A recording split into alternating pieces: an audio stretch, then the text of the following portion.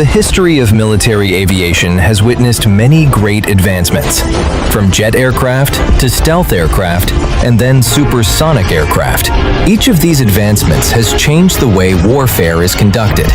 Since the moment XPAD was announced, one truth has become undeniable. The global air power balance has been affected, not by quantity, not by a war, but by the emergence of a new operational model. And today, we stand before a new advancement.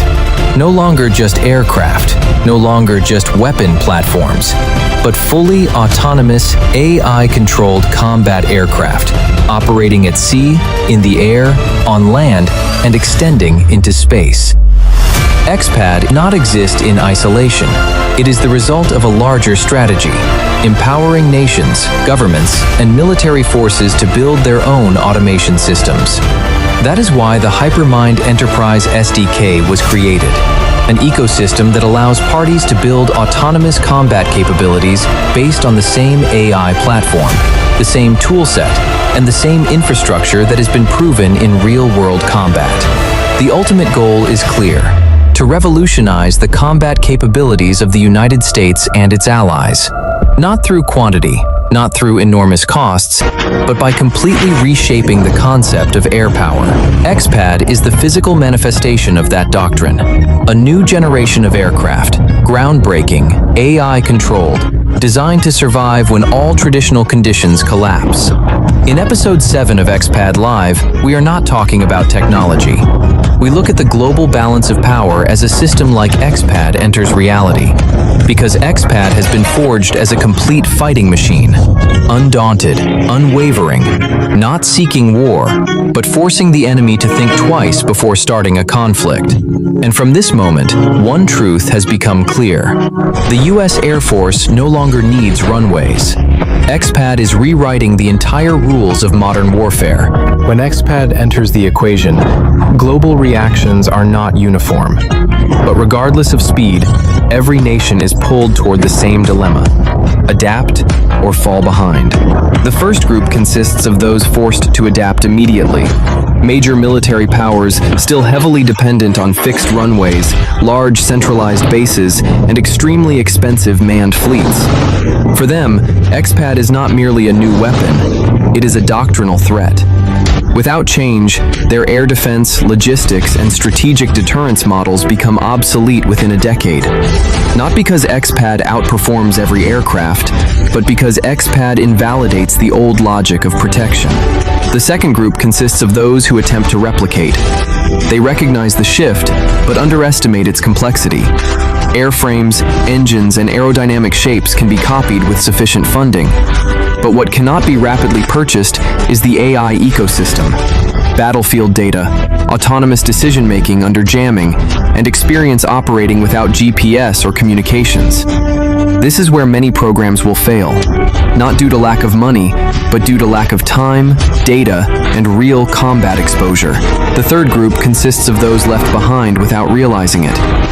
They continue investing in longer runways, harder bases, and more expensive defenses to protect fixed targets. Meanwhile, their adversaries invest in dispersion, unpredictability, and the ability to appear anywhere. This gap does not grow gradually, it expands exponentially. And throughout military history, gaps of this kind are rarely closed by money alone. That is why XPAD leaves no room for neutrality. Not following means falling behind. And in modern warfare, falling behind means losing deterrence itself. The greatest impact of XPAD does not stop on the battlefield. It reaches directly into the rooms where war decisions are made, the political decision-making level. For decades, the decision to initiate conflict was tied to familiar calculations. How many pilots might be lost? How many aircraft destroyed? How many bases exposed to retaliation? XPAD removes those calculations entirely. When there is no pilot in the cockpit, when bases are no longer fixed targets, when forces can disperse, relocate, and redeploy continuously, war ceases to be a traditional contest of attrition. And when costs can no longer be clearly estimated, political leaders hesitate. This is a fundamental shift in strategic deterrence. Not deterrence by numbers, not deterrence by explosive power, but deterrence by uncertainty. XPAD forces adversaries to confront questions they cannot answer. Where the strike will come from, when it will occur, how many platforms are involved, and whether it can be stopped at all. Throughout military history, major wars have often begun when one side believed it fully understood the other. XPAD destroys that assumption. When certainty disappears, the willingness to initiate conflict weakens. That is why XPAD does not merely reshape military doctrine. It reshapes national-level decision-making psychology. War becomes a far more dangerous, less predictable, and politically costly option. This is deterrence at its highest level. Conflict prevented before it ever begins. The most important thing in what Brandon Sanders said tonight is not the technical specifications, not the shape of the XPAD, and not even a new aircraft model.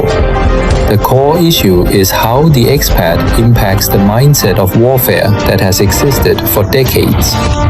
When the Air Force is no longer dependent on runways, when power is no longer tied to fixed bases, and when pilot lives are no longer a deterrent factor, the entire logic of wartime decision-making begins to change.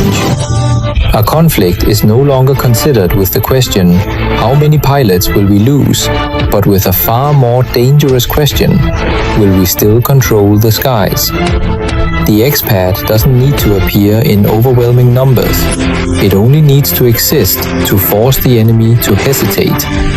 Hesitation in calculations, hesitation in response, and hesitation in the decision to wage war. That is the profound essence of modern deterrence that Brandon Sanders is talking about.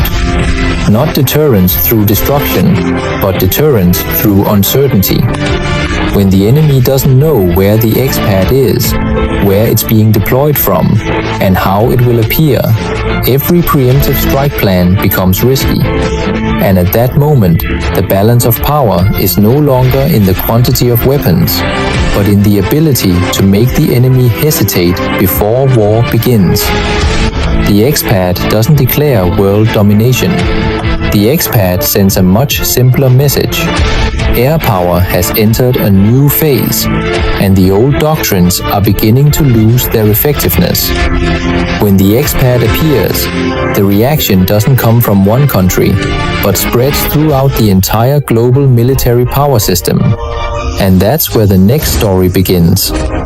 In episode 8 of XPAD Live, we will move away from a single perspective to observe the global picture. From the moment XPAD was announced, the question is no longer what the US will do, but how the rest of the world will react. I'm Hai. Thank you for watching until the very end of episode 7. If you found this analysis valuable, please like, subscribe to the channel, and turn on notifications so you don't miss episode 8 of XPAD Live. See you in the next episode.